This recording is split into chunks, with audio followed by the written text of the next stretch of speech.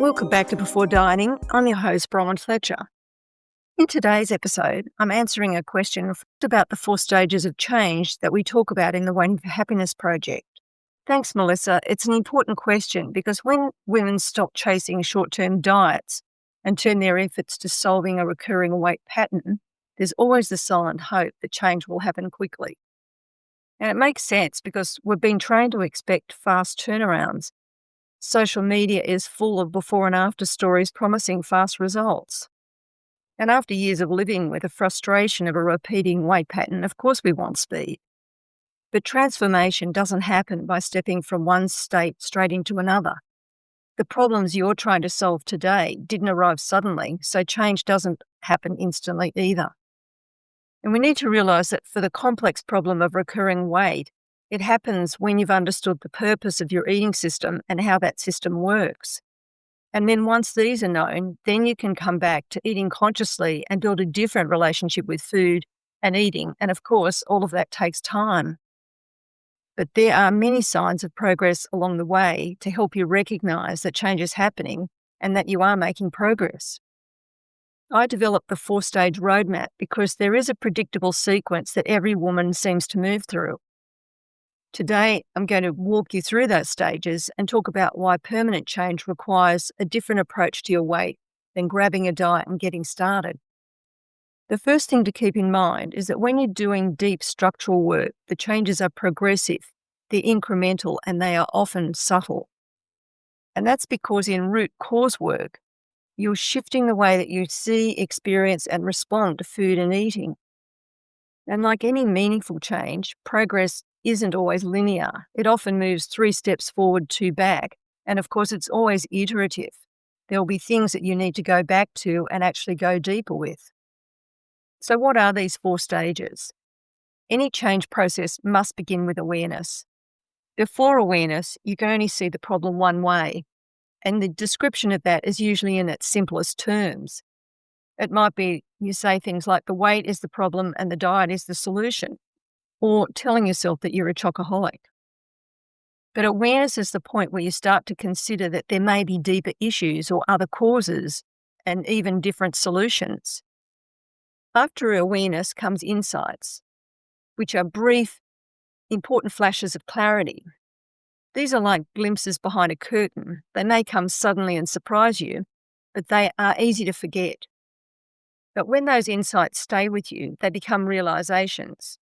A realization holds its shape. It allows you to act differently, maybe make different plans or introduce new behaviours because you've now got some understanding that has shifted to something new. Then the last stage is knowing. This is where the entire system reveals itself.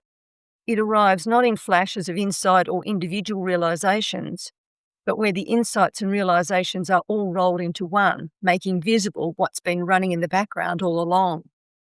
And when you reach that point of knowing, it's no longer about struggling with body fat. It's that you understand what's really been going on and often what to do next. And most importantly, understanding that food and eating were solutions to a life circumstance. This 4-stage process is how change becomes lasting. It's not about adding more willpower or discipline, it's about clarity. Because once the eating system has been uncovered, you can finally stop your life being run by it. Let's step through these 4 stages in a little bit more detail. So stage 1 is awareness, which is where every change must begin. This is the recognition that something isn't working, even if you can't explain it. Most women start with a number on the scale and the familiar logic of eating less and moving more.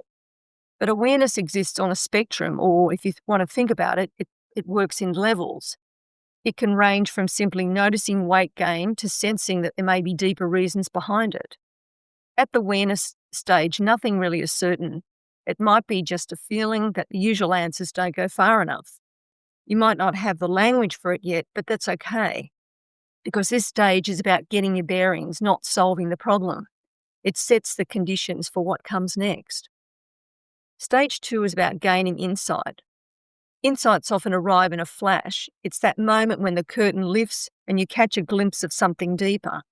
It might be recognizing a pattern or making a connection between experiences. Some women describe understanding that their weight loss efforts could never have worked for them. But insights are fleeting. They light up the problem for a second, then they fade, and you might not even remember what you saw. But that doesn't mean they weren't real, and it doesn't mean that they are not progress. It just means that your conscious attention isn't used to holding them yet. The important thing in the insight stage is that you stay open-minded, because these glimpses that you get, they're clues, and important ones at that. It means that you're starting to see what's beneath the immediate problem of the weight, even if you can't hold that picture for long. Stage 3 is realisation, and realisation is what happens when insights no longer flicker in and out, and they become part of how you understand yourself and the weight problem that you're trying to solve. Often in realisation, you can describe the problem and you can start to work with it and build on it. At this stage, you're no longer reacting blindly. It might be that you can see what triggers certain eating behaviours or where they come from. And the big shift in the realisation stage is recognising patterns and how they keep you looping through the same cycle. Another way to think about realisations is that they create some stable ground for you to stand on. They can help you plan and choose and maybe even try out some different solutions. And this is where permanent change starts to become possible. Stage 4 is what I call knowing. Knowing is where the whole eating system becomes visible. You don't just see the parts of it, you see how it fits together. The loops, the triggers, the emotional shortcuts. It all comes together in a coherent whole. And you can't always explain how it arrives, but once it does, you know it's true. It's like you're not guessing anymore, and you're not asking the same old questions over and over. You can see what's been driving your eating and your weight all along.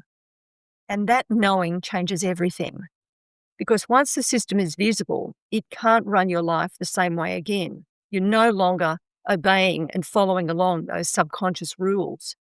And you're no longer being blindsided by the emotion that can take you over that results in all of that eating. So knowing is the turning point. Knowing is where fully conscious choice begins.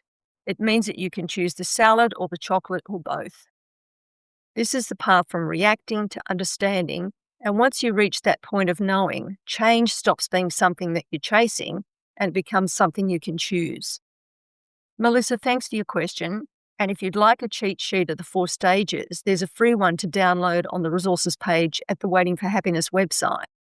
Thanks for listening. Just a reminder that the Before Dieting podcast is a part of the Waiting for Happiness project. And if you're ready to stop chasing short-term weight loss and get to the root cause of your recurring weight, our project has the roadmap and the tools to take you there. I'll talk with you next week.